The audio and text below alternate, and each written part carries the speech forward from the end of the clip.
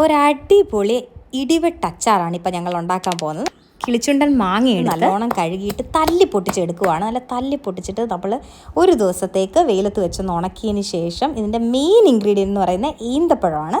ഈന്തപ്പഴവും അച്ചാർ പൊടി, ഉപ്പ്, മുളക് പൊടി, കടുക്, ഇഞ്ചിയും വെളുത്തുള്ളി, പിന്നെ പച്ചയുലുവയും കടുകും ഒക്കെ ക്രഷ് ചെയ്ത് വെച്ചിട്ടുണ്ട്. അങ്ങനെ ഞങ്ങൾ രാജിമോടെ സ്പെഷ്യൽ അച്ചാർ ഉണ്ടാക്കാൻ പോവാണ്.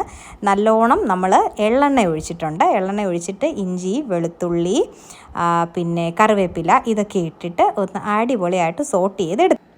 അത് കഴിഞ്ഞിട്ട് കായപ്പൊടി ഇട്ടു, മുളക് പൊടി ഇട്ടു, അച്ചാർ പൊടി ഇട്ടു, ഉപ്പ് നല്ലോണം ഇട്ടു. എന്നിട്ട് നമ്മുടെ ക്രഷ് ചെയ്ത് വെച്ച ഡേറ്റ്സ്, നമ്മുടെ മെയിൻ സാധനം, പിന്നെ മഞ്ഞൾപ്പൊടി, ക്രഷ് ചെയ്ത് വെച്ച ഉലുവ, പിന്നെ ആവശ്യത്തിന് വിനീഗർ ഇതൊഴിച്ച് നല്ലോണം മിക്സ് ചെയ്ത് എടുക്കും. ഇനി തീയായിട്ട് ഒരു ബന്ധവുമില്ല. മാങ്ങ ഇടുക, കടുക് ചതച്ച് ഇടുക, കുറച്ച് പഞ്ചസാര ഇടുക, ഒരു നുള്ള് കടുകെണ്ണ ഒഴിക്കുക, നമ്മുടെ അച്ചാർ റെഡി.